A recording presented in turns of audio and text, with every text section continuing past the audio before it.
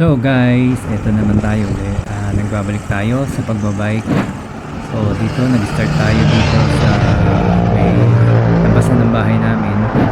So ito, malapit na tayo sa main municipality. So nagpahinga lang tayo dito at napersado rin tayo nung simula sa bahay hanggang dito. Talagang tulo yung pawis natin. Kasi nga, back to basic tayo. Medyo ilang buwan tayong tumigil, so parang nahihirapan yung ating dibdib, halos pakaramdam na sasabog. Pero at least nagwantahan naman natin na makadire-diretso. Yan, kahit medyo mabagal lang yung ating padyak, at least nakakapagpapawis tayong paunti-unti. So matagal din tayo napatigil, kaya daig pa natin ang nag-start ulit ng mag-bike. Kasi kaya nung nakaraan nagpanay lakad lang tayo para makapag-bike tayo. So sinubukan lang natin ngayon kung kakayanin natin mag-bike. So naray natin and medyo mahirap pa. Talagang tagal ng ating recovery pa. Siguro baka maulit pa ulit ito ng ilang buwan ulit para makapag-gan tayo. Kasi talagang ramdam na ramdam ko yung dibdib ko na inuulan sa amin. Samantalang dati straight ko yan paakyat hanggang Tagaytay yung nagpapahinga. So malaking nawala sa ating power ng pagbabike. Pero nalalakad naman natin yan kung lakad lang. Pero sa pag nagbabike talagang ramdam mo yung sikip ng dibdib. So hindi natin talaga totally nakaya sa dire-diretso. Siguro nakailang pahinga tayo para makarating tayo dun hanggang doon sa may simbahan ng laging sa Klolo. Bali siguro di lang 5 pahinga ang ginawa natin para lang maunti-unti natin. Kasi talagang lalo't sa may kay Kulot, medyo ahod talaga yung daan doon. And then doon ko naramdaman talaga na konting, kung idadiretso ko siya ng padyak, sasabog talaga yung dibdib ko, halos talagang hindi na ako makahinga. Kaya talagang laki ng ating gagawin ulit na pag-exercise unti-unti para makabalik tayo sa dating takas ng ating katawan sa pag-bike. Yun, medyo matagal din kasi napatigil, and at the same time wala naman tayong practice. Tapos talagang halos sa bahay lang tayo, kaya parang laki ng pagbabago na nag-ride tayo ulit. Gusto ko na rin kasi makapagbalik ng bike kasi sanay yung katawan natin dati mapapawisan halos araw-araw. Tapos bigla tayo napatigil ng pagkatagal-tagal, kaya halos dito parang tayo nagbabalik na naman sa simula. Pero kakayanin pa rin natin yung pag-titigil. So ito, na dito tayo sa may San Francisco. Then malapit na tayo sa may kanto ng Ulat 7-Eleven. Yan. Bali nung nakaraang nagtry ako, hanggang dyan lang tayo. Hindi ko na kinaya, talagang sabog ang dibdib ko. Tapos ngayon nagtry tayo ng diretso naman tayo hanggang doon sa may kay Kulot. Bakit hanggang doon sa may paikot naman ng Tagaytay. So nadagdagan naman yung ating layo ng ating na bike, kaya kahit pa paano may progress naman. Kaya lang hindi lang talaga kaya ng talagang katulad dati na kaya natin mag-loop na malayo-layo. And then dito tayo napasabak nga sa may daan ng kay Kulot, medyo steep din kasi mga ahon dito hanggang doon. Dapat pala doon ako dumaan sa kabila sa Tagaytay, sa Palengke, tapos tayo bumaba dyan. Kaya lang nangyari tayo, nag-traverse tayo, so naka-runs tayo ng talagang matinding ahonin. Ayan, so dito tayo sa may tulay na, and then tiyaga pa rin tayo sa pagbadyak. And yun, kinakaya naman natin ng paunti-unti. Hindi lang talaga yung katulad dating kaya natin straight na walang pahinga hanggang doon sa taas. Kaya hindi rin tayo pwedeng makisabay sa may kasama kasi talagang maiiwan tayo. Tulad niya, no, napasubo tayo dyan sa matarik na daan na yan. Kaya talagang halos pinilit natin makaakit lang yan sa ano yun. Hindi yan mahirap akitin kasi kahit nagja-jogging ka dyan, naglalakad ka, ramdam mo talaga ng matarik. Pero kahit pa paano naman, kaya naman ang akyatin. Kaya lang talagang madami tayong ginawang pahinga. So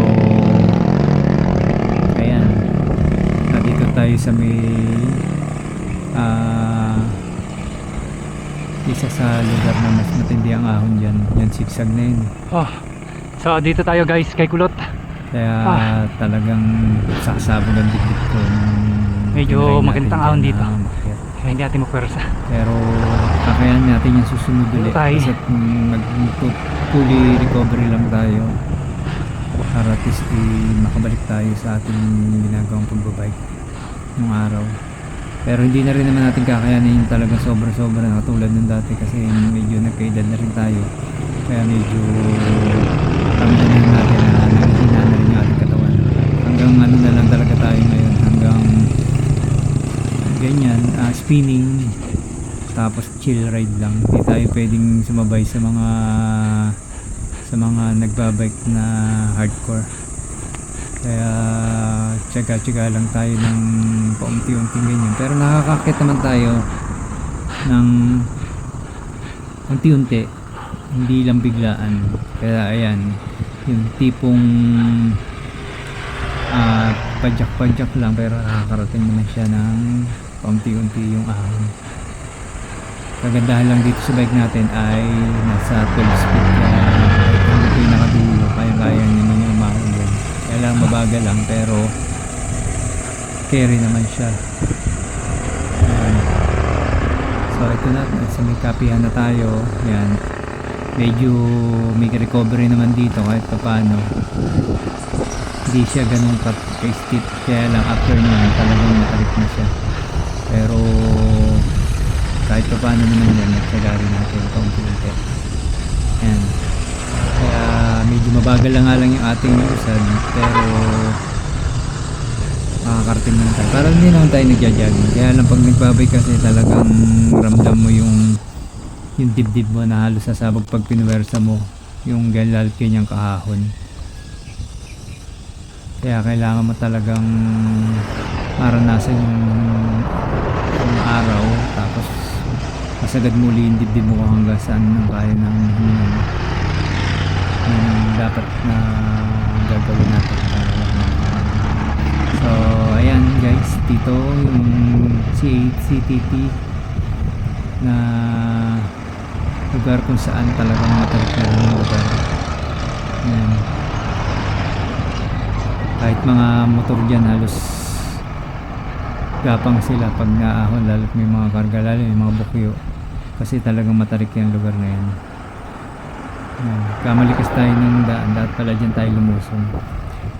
Kailangan nating testingin din kasi hindi pwede nating hindi tatry, kasi nga nag-start pa tayo ulit. Napasubok naman tayo dyan ng daan. So yan guys, hanggang sa makarating tayo doon. Sana napanood nito. Ito lang yung ating content. Bali ito, sa may CCTV Tagaytay na tayo, kung saan na dyan ang matinding ahon. Ayan, kaya halos na yan yung ating takbo, talagang gapang. Dati ni-easy ko lang yan sa dire-diretso, walang pahingahan, kayang-kaya. Ngayon talaga ramdam ko yung biglang suko ng aking katawan. Binti ko kaya, utak ko kaya, kaya lang yung sikip ng dibdib ko hindi na kaya. Talagang ramdam ko yung halos may hilo ka dahil sa sobrang pinakapas ko sa akin. Yung naranasan ko dyan. And then dati naranasan ko rin yung dati nung nag-aakit ako doon sa may Makili, na halos sa akala mo sasabog talaga yung dibdib ko. Halos ramdam ko yung may hilo ako, babaksak ako. Ayan. Pero ito kahit papano hindi naman tayo nagtulak dyan, talagang pinilit nating padyakan yan hanggang sa buuan ng ating ride na solo ride. So yan yung ating morning ride, bike ride na ginawa natin. So hindi ko alam kung kailan ulit natin mauulit tayo mapag-ride yan, kasi hindi ko kaya talaga yung talagang panay-panay, talagang kailangan mo may pahinga. Siguro next week kakayanan natin ulit, try natin ulit siya. Kailangan natin ulit talaga siya, may bike natin ulit.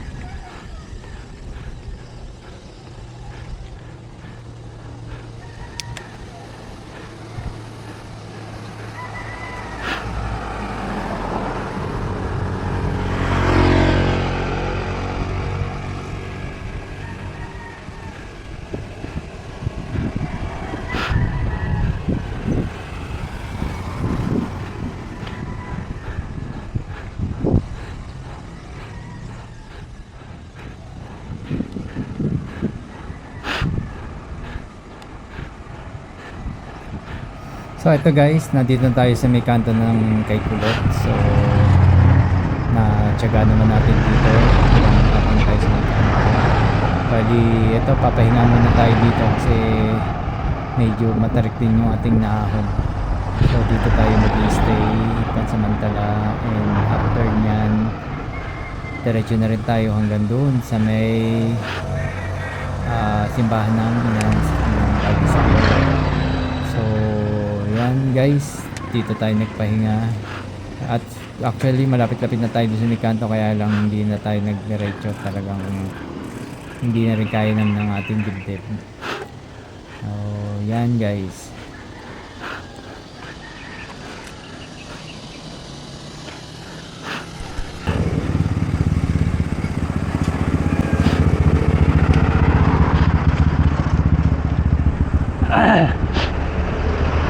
So ito, nandito na tayo sa may highway naman ng Pinicruz. So ayan, tsaga-tsaga na ulit tayong pumadyak hanggang makarating tayo doon sa Inanis. So yun yung pinakalas ng ating tigil. Tapos kumain muna tayo ng lugaw at tokat baboy. So kailangan natin kumain din kasi